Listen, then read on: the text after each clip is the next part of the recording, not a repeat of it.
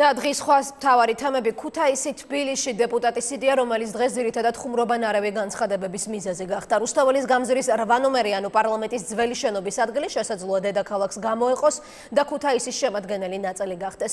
ინიციატივა ზურაბ ტყემალაძეს ეკუთვნის, რომელსაც ამ გზით საკანონმდებლო ორგანოს ისევ თბილისში დაბრუნება უნდა. არგუმენტი კი ასეთია, იდეის მხარდაჭერის შემთხვევაში აღარ იქნება საჭირო იმ საკონსტიტუციო ჩანაწერის შეცვლა, რომლის მიხედვით პარლამენტი აუცილებლად ქუთაისში უნდა იყოს. ჯერ უცნობია მიიღებს თუ არა დეპუტატის წინადადება საკანონმდებლო ინიციატივის სახეს. ოპონენტებისა და მესამე სექტორის გარდა იდეა მმართველი გუნდის ზოგიერთი წევრისთვისაც არასერიოზულია. აი ეს შენობა, აი ეს რაც არის, ჩემო ბატონო, ამ შენობის ქვეშ არსებული მიწა შეიძლება გადაეცეს ქუთაისს. და საქართველოს პარლამენტის მისამართი არის თბილისში მდებარე ქუთაისის ნაწილში. თბილისში მდებარე ქუთაისის ნაწილად პარლამენტის ისტორიული შენობა ზურაბ ტყემალაძის თქმით, მას შემდეგ შეიძლება იქცეს, თუ მის მოსაზრებას საზოგადოება და დეპუტატები მოიწონებენ.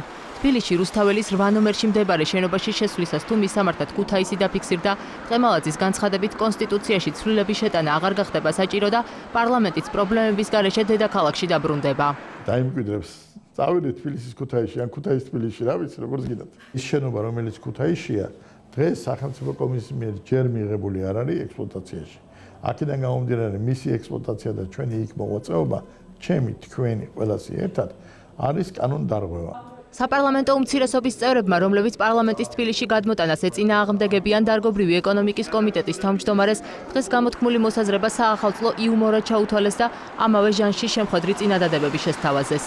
შეუძლიათ ავტოკარხნის დასახლებიდან ქუთაისიდან მიწად ჩამოიტანონ და მოაყარონ რუსთაველის 8 ნომერზე, რომ ამ იდეას წმინდა მატერიალური კომპონენტით შეავსონ. ხომ არაჯობებდა ბატონო ზურაბ, რომ არა თბილისის ტერიტორია გადმოგეცათ ქუთაისის, იმიტომ რომ ზედაც ყელამდე ვარ თქვენი პატივისცემით, არამედ პირიქით ქუთაისელები შეველევოდით ტერიტორიას, გადავცემდით თბილისს და უფრო კონკრეტულად ვაკის და მთაწმინდის გამგეობას, იმიტომ რომ სწორედ ამ გამგეობების ტერიტორიაზეა განთავსებული თქვენთვის სანუკვარი ვაკე ვერა. გვთავაზობენ ახალ სტანდარტს, როდესაც ვერცვლი კონსტიტუციას და მზად ხარ, რომ ეს კონსტიტუცია თავზე გადაახიოს საზოგადოებას. ჩვენ გვაქვს შემხედრი წინადადება, რომ ბიგენტიეს საქაბაბე დაუქვემდებარა, რომ შემოიხედა გენაცვალე. ერმან ადირაშვილს მოწო შეიძლება ბიგეტია საქაბავე და მე შემოიხედე გენაცვალე უფრო მომწოს. მმართველი უმრავლესობა წელიწადზე მეტია კონსტიტუციიდან იმ მუხლის ამოღებას ცდილობს, სადაც პარლამენტის ადგილსამყოფელად ქალაქი ქუთაისია მითითებული, თუმცა საჭირო ხმების მოგროვებას ვერ ახერხებს. მდგომარეობას ისიც ართულებს, რომ ამჯერად უკვე ცვლილებებს პარლამენტის სრული შემადგენლობის 3/4 სჭირდება. ზურაბ ტყემალაძის მოსაზრებას დღეს არაერთგვაროვანი შეფასება მოყვა მმართველი გუნდის წევრებს შორისაც. ნაწილმა იდეა მოიწონა, ნაწილმა კი იუმორად შეაფასა. თეორიული შანსი და ერთ-ერთი შესაძლებლობა ამის არის და უნდა იქნას განხილული. ეს არის თბილისში მდებარე საქართველოს პარლამენტის შენობა და მომავალში რა დაერქმევა და რა სად იქნება საქართველოს ეკუთვნის მთლიანად და აქედან გამომდინარე ეს იქნება ბაღდადის რაიონის მეორე ოფჩა სოფელი თუ ქუთაისი, ანუ ცხოვრება გვაჩვენებს. გუდაური იყო თბილისის დაქვემდებარებაში და ქალაქის მერი ახორციელებდა თელ პროექტებს. ამ შემთხვევაში რა თქმა უნდა, ყველაფერი შესაძლებელია. მე თავის დროზე ძალიან დავცინოდი თბილისის უბრალოდ გუდაურის თბილისობას და ნამდვილად არ მინდა იგივე მდგომარეობაში აღმოჩნდა. მე ძალიან დიდი იმედი მაქვს, რომ ბატონმა ზურაბმა იხუმრა. კანონიერი საფუძველი არსებობს იმისი, რომ დღესაც საქართველოს პარლამენტის საქმიანობა მიმდინარეობდეს თბილისში გარდა სასესიო სხდომების. და მე დიდი იმედი მაქვს, რომ სწორედ ამ რეჟიმზე გადავალ. ახალგაზრდა იურისტთა ასოციაციაში ფიქრობენ, რომ თბილისში ეგრეთ წოდებული ქუთაისის წარმოქმნა კონსტიტუციას ეწინააღმდეგება. კახა კოჟორიძე ამბობს, რომ საკანონმდებლო ორგანოს დედაქალაქში გადმოტანის არაერთი არგუმენტი არსებობს, თუმცა ეს მხოლოდ კონსტიტუციაში ცვლილებების შეტანის გზით არის შესაძლებელი.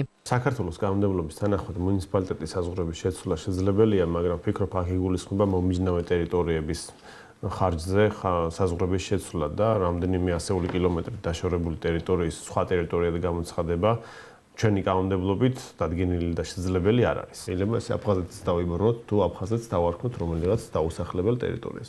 ხო და ეს არ არის, მე ვფიქრობ, სწორი მიდგომა. თბილისში მდებარე პარლამენტის შენობაში რამდენიმე თვეა სასესიო და საკომიტეტო სხდომათა დარბაზების აღდგენის პროცესი მიმდინარეობს. დედაქალაქში ქუთაისიდან ინვენტარის ნაწილი გადმოიტანეს, ნაწილის შესაძენად ტენდერი ჩატარდა. მმართველ გუნდში ვარაუდობენ, რომ შენობა მარტისათვის მზად იქნება. ამ დრომდე კი ზურაბ ტყემალაძე გადაწყვეტს, ღირს თუ არა მისი მოსაზრებისათვის საკანონმდებლო ინიციატივის სახის მიცემა.